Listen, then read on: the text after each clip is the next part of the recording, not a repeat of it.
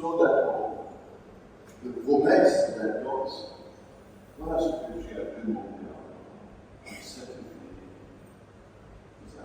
De lui offrir en offrande. Dieu a donné, c'est toi qui l'as donné, tu l'as demandé. La foi, là, on dit que Abraham est le père de la foi. Tout cela pour nous dire que Dieu est capable de nous mettre, de nous laisser vivre des difficultés. Mais des fois aussi, à travers ces difficultés-là, il cherche à nous dire quelque chose de plus profond. Et souvent, nous nous laissons émerger dans les balles, mais nous n'entendons pas la voix du Seigneur. Qu'est-ce que tu cherches à me dire? Et là, Abraham a compris que Dieu a voulu lui dire de lui faire confiance en lui. Et Dieu, Yahvé, il tient toujours à sa promesse. C'est un jeu de confiance. La foi dans le Seigneur.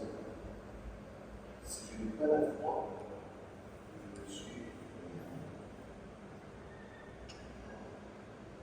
Si je n'ai pas l'amour dans mon cœur, l'amour vrai, éternel, ne juge pas, ne suis pas les autres, avec si je n'ai pas l'amour, je ne suis rien.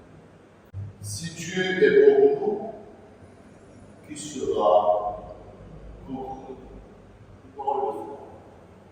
Si Dieu est pour nous, qui sera pour nous? Puisqu'il n'a pas épargné son propre fils, mais il l'a livré pour nous tous. Comment pourrait-il avec lui nous donner tout? Si Dieu est pour nous, qui sera la force de la foi. Et les trois lectures s'articulent sur la foi, la confiance, mais aussi sur le don de Dieu. La foi d'abord. Et là, c'est pas nous dire, si Dieu est bon, on peut reprendre le psaume de foi. Même si je m'en relève à l'aide de la mort, je ne crains le mal, car tu es là avec moi. Donc, si Dieu est pour nous, qui sera contre nous?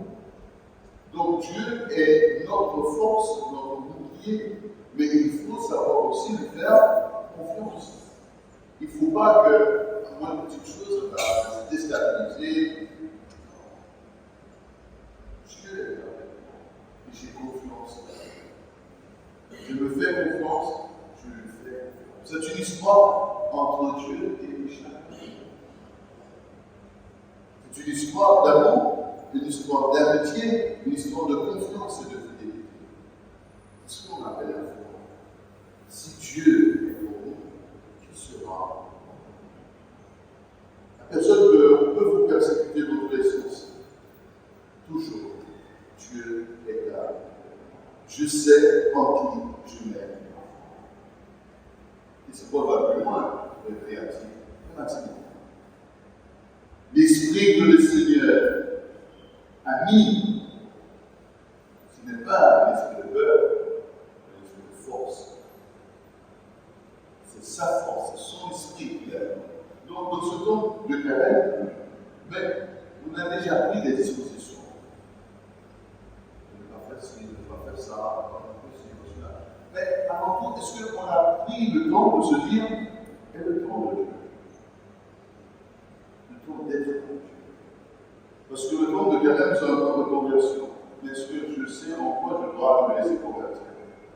Quand on vit ce temps, il faut prendre le temps d'être avec Dieu et avec soi-même. Quand on est chrétien, être capable aussi de faire s'ouvrir son cœur pour nous. Parce que Dieu nous a donné son Fils, il a donné, il nous fait confiance. Il nous appelle aussi à monter avec lui vers une conversion avec les Seigneur. Et je pense que quand Jésus a vécu avec les Pierre, Jacques et Jean dans la considération, il les a montré aussi le sens du pouvoir de Dieu. D'accord? Et Jésus a dit de ne dire à personne jusqu'à la résurrection. Mais ils ont vécu on va dire que ce côté mystique, spirituel de Jésus. Jésus transfiguré. Et la passion va nous montrer Jésus défiguré. Dieu qui garde son enfant avec sa roche-là, et l'autre qui va défigurer. À ce moment-là, il faut savoir se dire combien de fois j'ai défiguré. Combien de fois j'ai bastonné. Et qu'est-ce que Dieu me demande? Donc pendant ce temps de carême, prenons du temps, je nous convertis. La vie est bonne. Elle peut être au-delà de ça.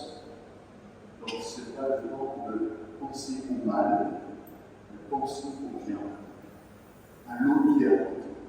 Dieu s'est permis pour nous montrer l'humilité de l'amour, l'humilité de la force. Alors pendant ce temps de carême, essayons d'avoir plus d'amour que l'on. Je sais en qui je m'aime, à moi, le Seigneur. Et demandez toujours au Seigneur la grâce de l'Esprit Saint pour rester chrétien et avoir de la bonne nouvelle, dans une conversion réelle et vraie, pas une conversion de façade, mais une vraie conversion intérieure. On puisse ressentir la présence de Dieu en moi, le reflet de son Esprit Saint. À ce moment-là, je peux annoncer Jésus-Christ dès maintenant, et vous laisser.